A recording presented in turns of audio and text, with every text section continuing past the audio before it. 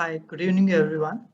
Thank you for joining us in the evening, a day after Christmas. I hope to make your time valuable. So today we are going to talk about a very interesting company called Indiamart. You all have heard about Flipkart and Amazon, and they all are in the B2C segment. And you will be surprised if I tell you that a bulk of the trade actually happens on the B2B segment rather than the B2C segment. Today we are going to talk about how India Mart, which was the first mover in this particular space, is now making the moves and is able to make a huge dent in this particular market, and why we believe that we are bullish on this particular space. Prior notice and company discuss are not a buy, sell, or a hold recommendation. This is just an educational initiative which we run, and I'm not a SEBI registered investment advisor. So please make sure that you understand the risk before putting your money in this particular stock. So a little bit about me. I have been investing in stocks from the last 8 years. Approximately 95% of my money is invested in equity, and personally, I'm managing few family members' portfolios as well. Great. Some of the webinars which we have done in the past are over here, so you can have a look at them. And I'm also showing you the returns which they have generated. So if you like them, just click on them and you will be able to watch these webinars at your convenience. Now, what would be the today's particular flow would be? We will discuss about Indiamart. What is the business of Indiamart? Then we will go on the management advantages, what are the competitions, financial, and finally, we will look at the challenges which this company is facing.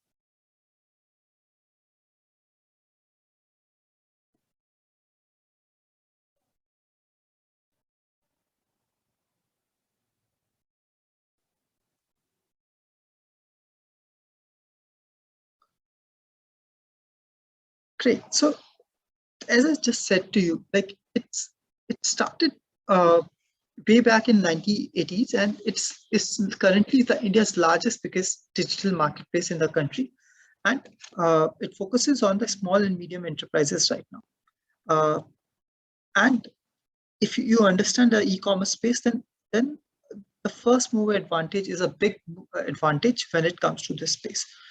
Its IPO came in 2019, and it was entirely an offer for sale, priced between 970 to 973, and currently the stock is priced at around 7,000 rupees right now. And post the IPO, the Indiamart promoter holdings fell from 53% from 58%. Other big investors also sold their holdings in this particular company. So what this company does, B2B marketplace company has subscription model with negative working capital. So it actually takes the money first from the shopkeepers before providing them any service, which helps us to keep its working model on a negative basis. It's a zero debt company with cash and cash equivalents of 2421 crores as on June 2021. So this is a very special company because while all the e-commerce companies, including Flipkart, has not been able to make profits, this is a company which has got humongous amount of cash on its book, which it can invest and deploy to get that moat for itself. So this stock got listed and has given 526% returns till now, and still it was just a small cap. Recently it's moved to a mid cap. So there is a huge gamut of growth which this particular stock can show in the future. Now, so firstly, key points. The important point about Indiamart is it's a pan-India presence, and the business is not only coming only from metro cities or very small cities, it's coming from all over. So that creates a very powerful presence for this. It's the largest industry. There are few competitors which are trying to enter this space, but right now this occupies 60% market share. It's a well-diversified marketplace, so you will see all the players like equipment is the largest category in the market and 8%, following by construction and raw materials, clothing and garments, packaging materials. So it's not that it's dependent on particularly one industry, and it can be disturbed by something else. 95% of its revenue is coming from supplier sales. On its 58% comes from the sellers in the metro followed by Tire 28 and rest of India. So revenue is also coming from a different place. Moreover, this promoter likes to invest in other companies as well. So there are multiple places, companies where he has invested his stake also in this. Now, why I'm very bullish on this company is we will look at the financials, but the most important part is today, because of the COVID, GST, and other compliances, the unorganized market is becoming organized, and they have realized that they also need to utilize the power of internet to grow further. So there, Indiamart can be a great boom for all of them to provide them the right platform where they can start initiating their businesses with the other players. Now, Dinesh Agarwal is the CEO and he is the angel investor in multiple startups. Below are some of the companies which you can see where he has been invested. There are some companies which is noteworthy. Little Eye Software Labs has been acquired by Facebook. And then we have got a Docs app. You might have heard this is similar to Cam Scanner. And then there are other companies also where he has been a big investor. So while it can be a good sign that he invests his money, so he knows how to run a business, yet if at some points it might be a distraction also for a promoter to focus on other businesses rather than his own business. Now, another few advantages which I see in Indiamart is there are 55% other repeat customers which are coming into their platform. And this is not only a metro city phenomena, it's expanding in the tier 2 cities as well.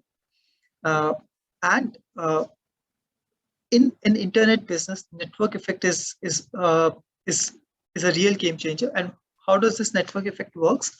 Is if you have large number of players on your suppliers on your platform, then the buyers would also like to come on your platform. Now, let's say buyer comes, then more number of suppliers will also add up on your platform because they know the buyers are already over there.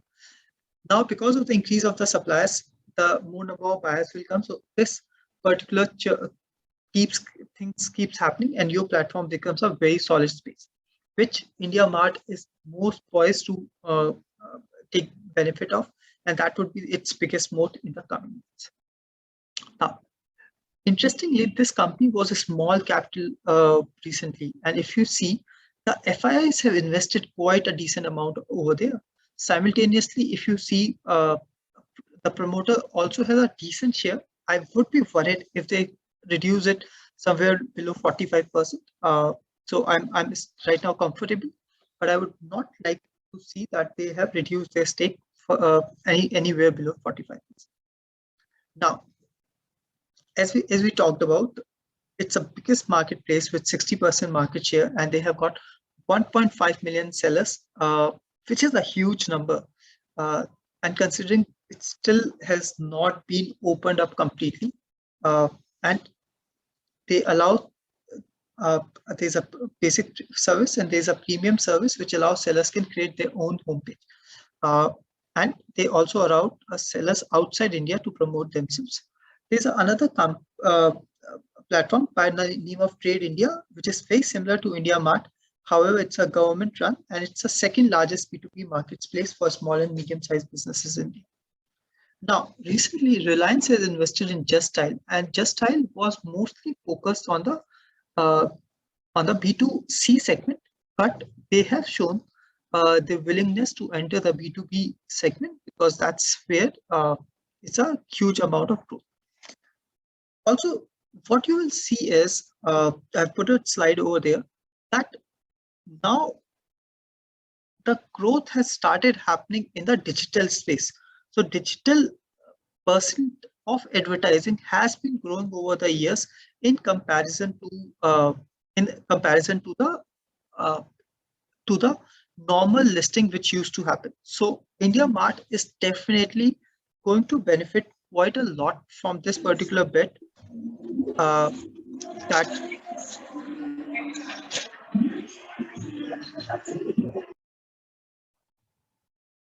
that this is going to be the space where it's going to benefit quite a lot from this. So JustMart can be a competition. However, right now it doesn't look like a huge setback over here because as I just explained, Indiamart has gained already a lot of momentum from the B2B segment, and they have got a 60% over there. Now there is another player which is in the space by the name of Udaan, and Udaan has got is founded by people from Flipkart. And it recently got a valuation of $2 billion. So definitely Udaan makes a lot of sense to be understood.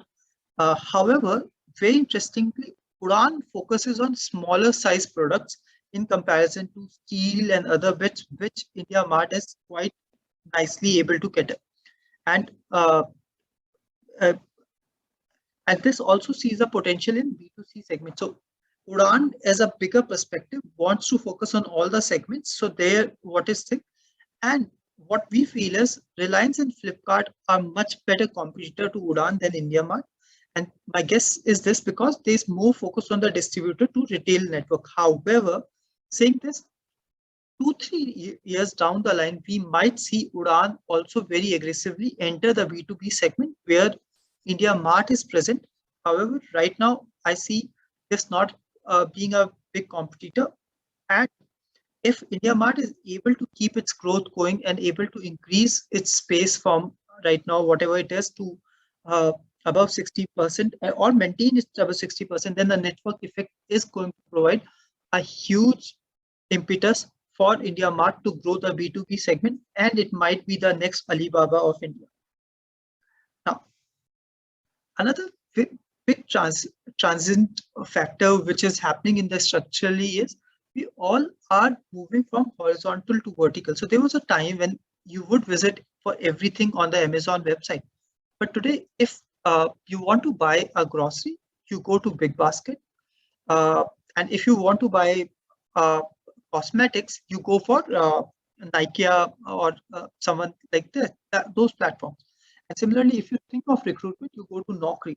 So that's why what will happen is when you are going to look for a business to deploy over, you will not go to Amazon or a Flipkart. That's why it's Flipkart and Amazon would also not become a huge competitor to Indiamart, and that's why it's going to be able to keep growing. And B2B is currently just 13% on a digital platform, and it's expected to grow in next 5 years in the double the valuation.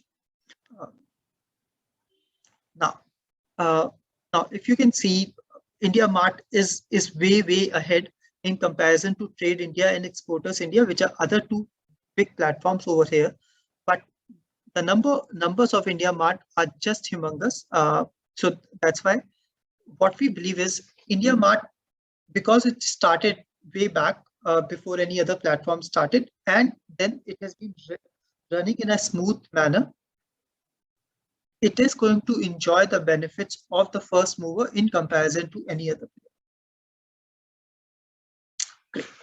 Now let's try to compare this with other players. So you will see the classifications which Indiamart has is the highest.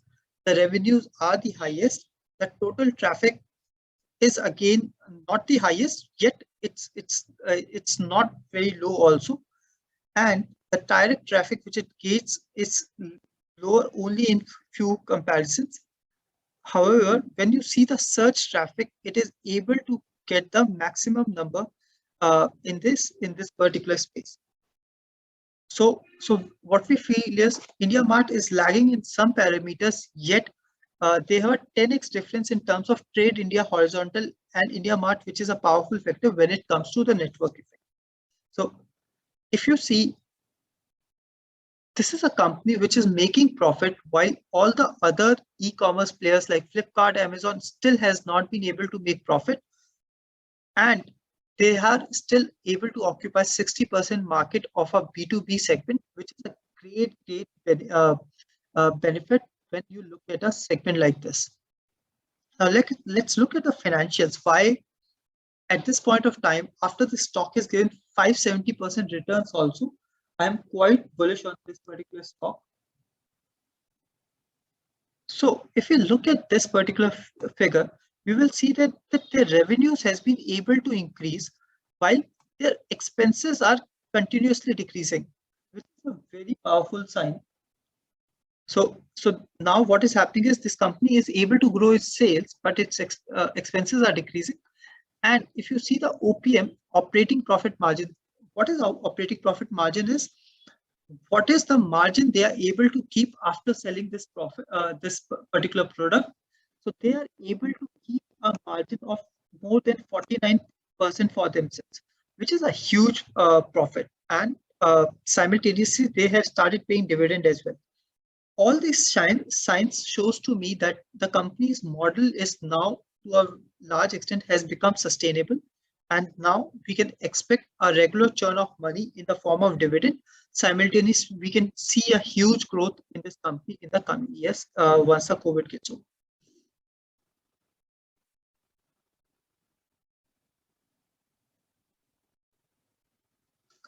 Now, if we see the reserves also, we will see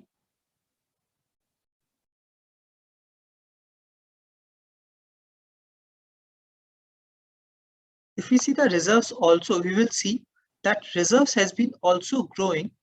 Simultaneously, the borrowings have started decreasing. So they have started reducing their borrowing, which is, think of a person also. A person is only become solid in his house when his what we can see is that he has been able to grow his reserves very beautifully, and now his borrowings are also getting decreased. So I think these are the great sign of a great company, and that's why I feel that we can expect a great growth going forward from our Indiamart.